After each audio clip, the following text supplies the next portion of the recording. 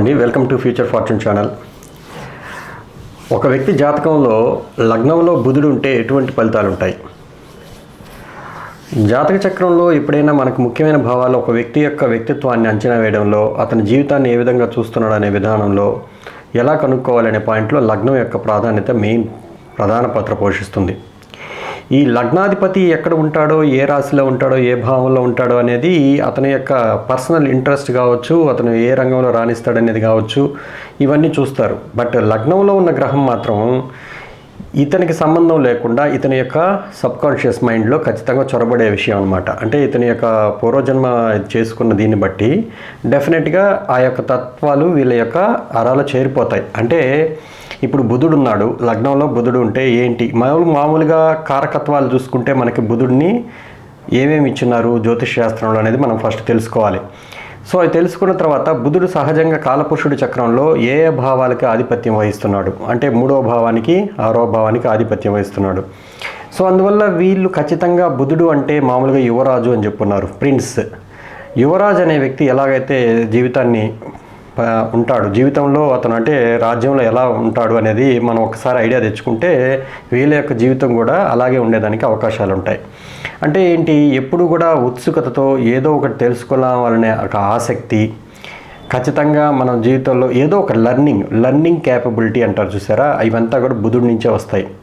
చిన్న చిన్న విషయాల పట్ల బాగా జాగ్రత్తగా గమనించగలగడం, మైనర్ మ్యాటర్స్ మీద ఎక్కువగా ఇంపార్టెన్స్ ఇవ్వడం, తప్పులు ఈజీగా కనిపెట్టగలగడం, తర్వాత వీళ్ళకి ఖచ్చితంగా అంటే చూడడానికి వయసులో చిన్నవాళ్ళగా కనపడడం.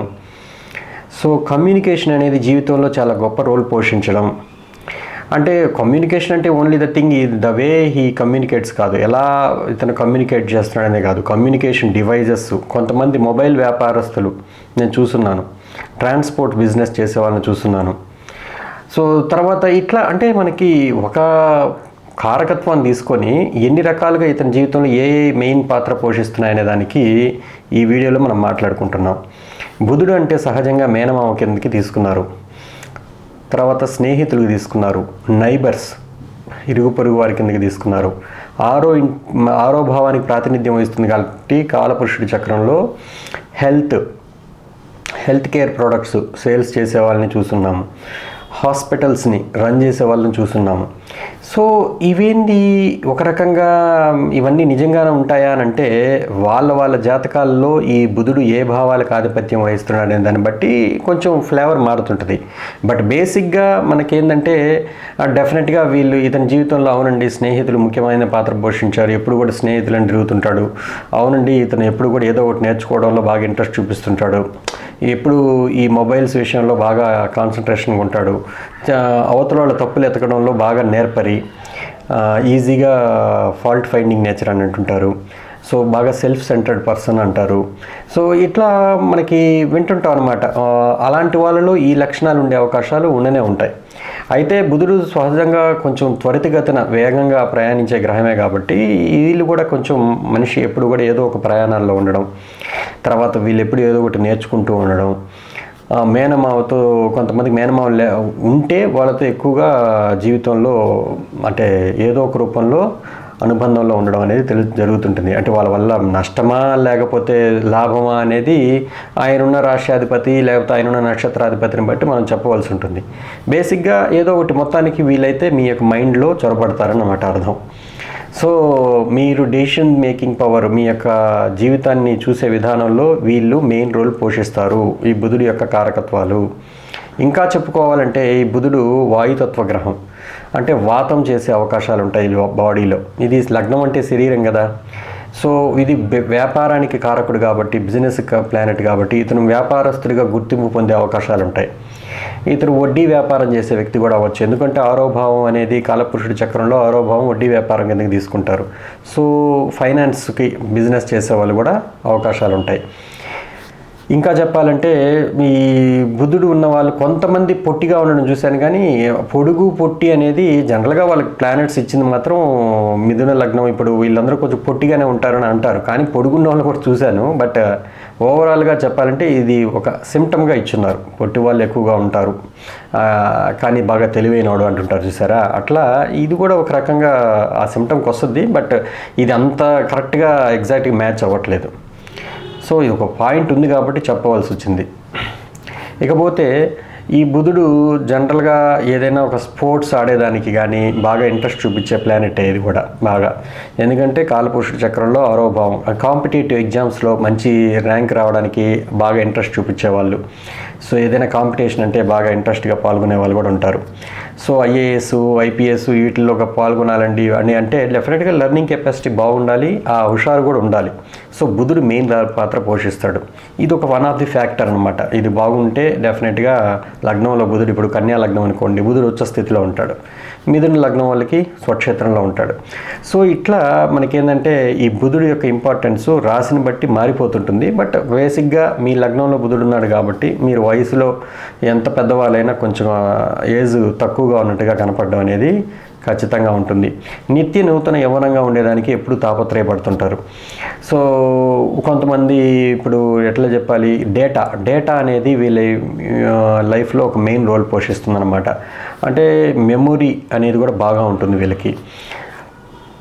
తర్వాత వీళ్ళు మొబైల్ షాప్స్ ఈవెంట్తో మొబైల్ షాప్స్ పెట్టుకున్న వాళ్ళని చూశానని చెప్తే అందరూ మొబైల్ షాప్లో పెట్టుకోవాల్సిన పని లేదు. వ్యాపారం చేసే వ్యక్తులు ఎవరైనా సరే ఉంటుంది, అది ఆయా భావ కారకత్యాలను బట్టి మనం చెప్పవలసి ఉంటుంది. బట్ బేసిక్గా బుధుడు లగ్నంలో ఉన్న వాళ్ళు ఆరోగ్య పరిస్థితిలో మాత్రం మీరు ఏదైనా ఇబ్బందులు పడుతున్నారు అని అంటే డెఫినెట్గా మీరు పావురాలకు కానీ అంటే పక్షులకు కానీ ఆహారం వేయడం నేర్చుకోవాలి. ఎందుకనంటే బుధుడు వాయుతత్వ ప్లానెట్. సో పక్షులకి ఆహారం వేయడం ద్వారా కొంచెం ఆ తత్వం అనేది ఖచ్చితంగా మీకు పాజిటివ్ వైబ్రేషన్స్ ఇచ్చే అవకాశాలు ఉంటాయి. సో అంటే మీకు అది బాగలేకపోతే, అంటే మీకు లగ్నంలో బుధుడుండి ఆరోగ్య పరిస్థితులు బాగలేని వాళ్ళు ఏం చేయడం ద్వారా కొంచెం మంచి ఫలితాలు చూడగలరంటే ఫస్ట్ పాయింట్ ఏంటంటే పక్షులకి దానా వేయడం ద్వారా ఏదో ఒక రూపంలో, అది గింజలు వేయడమో ఏ ఒకటి మొత్తానికి, అది పావురాలకు వేస్తారో చిలకలకి వేస్తే ఇంకా మంచిది. ఎందుకంటే చిలకలు కూడా బుధుడి యొక్క కారకత్వాలే. ఈయన ఆకుపచ్చ రంగు అని అన్నారు బుధుడిని. సో కలర్స్ అనే ఒక కారకత్వం కూడా బుధుడిదే. చిన్నపిల్లలు ఎక్కువగా కలర్స్తో ఎక్కువగా బొమ్మలు వేస్తుంటారు. అందుకే బుధుడు అనేది అంటే చిన్నపిల్లల విషయంలో బుధుడు చాలా మెయిన్ రోల్ పోషిస్తాడు. ఎవరైతే బుధుడు బాగుంటారో జాతకంలో చిన్న వయసు అప్పుడు బాగా ఎంజాయ్ చేస్తారనమాట. అంటే కలర్స్తో బాగా ఆడుకోవడం, ఎక్కువ కలర్లతో ఎక్కువగా స్పెండ్ చేయడం.